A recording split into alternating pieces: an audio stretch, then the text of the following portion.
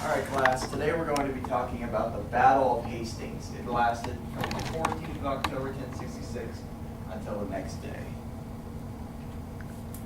Now the background to this is that King Edward, he was sometimes called Edward the Confessor, died in 1066.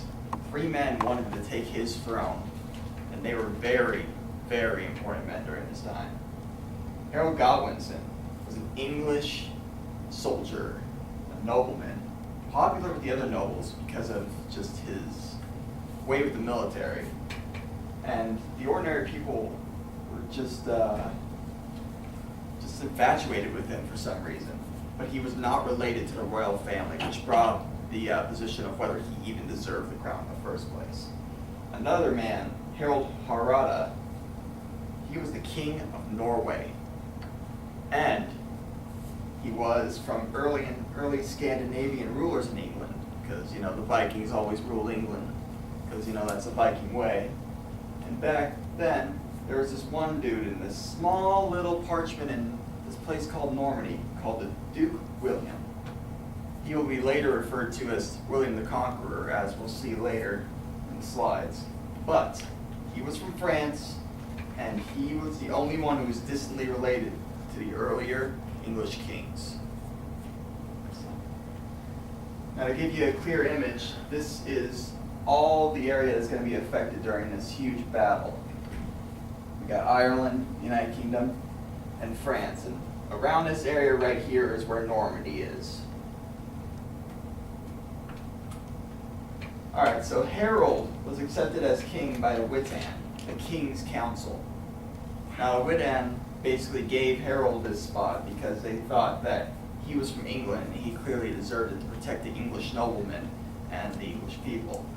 But as we all know, the throne was promised to William since he was the earliest descendant. And P.S. William was mad.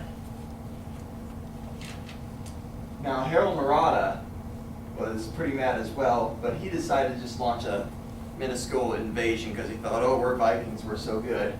And he landed in northern England, but King Harold and his army surprised and defeated the Norwegians. So that's 1 for the English, 0 for the Vikings now. And that killed Hardrada himself because he refused to retreat. This 19th century painting clearly shows what happened. There's King Hardrada right there, just getting stabbed with an arrow. Hard to see because it's 19th century stuff.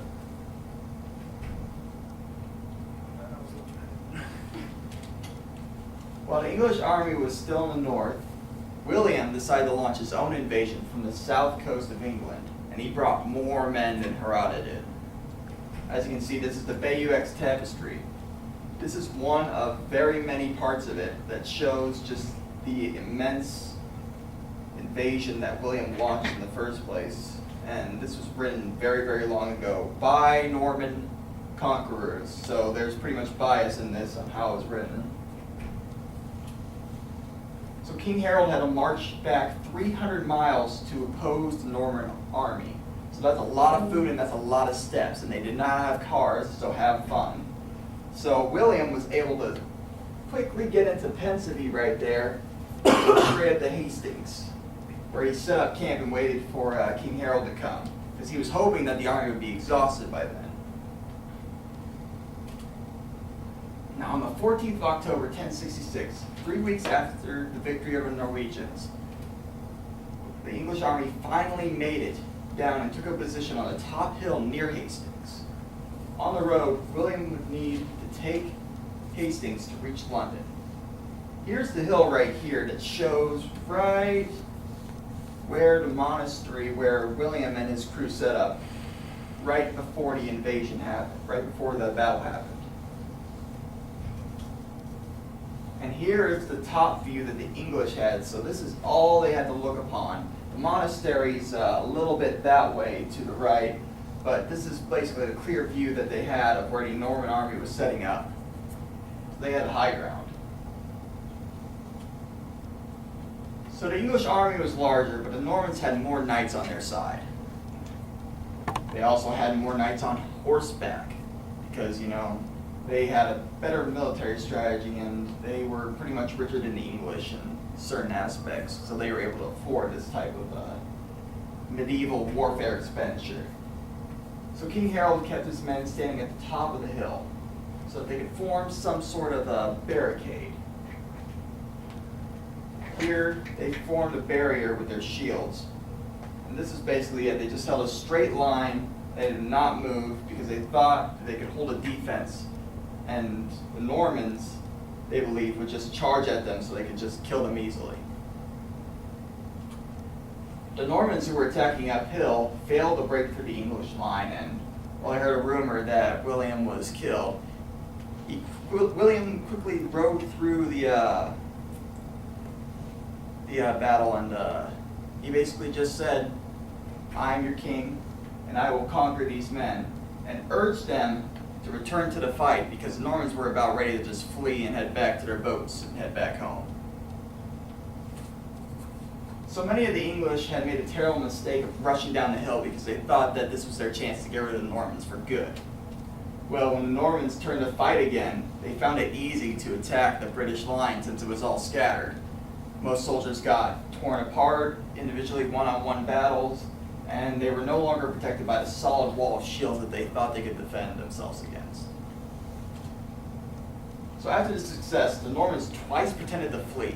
This went on throughout the entire night. They fought in the dark, and again the English chased them after that, but they suffered heavy losses both sides.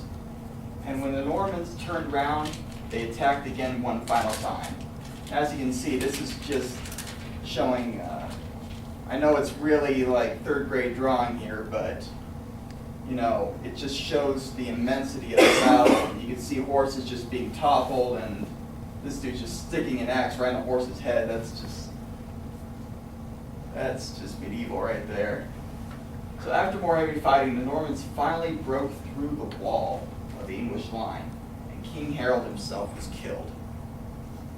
Now, in this battle, they don't truly show him getting killed, but they show the arrow that Harold's trying to charge against. He gets stabbed by this.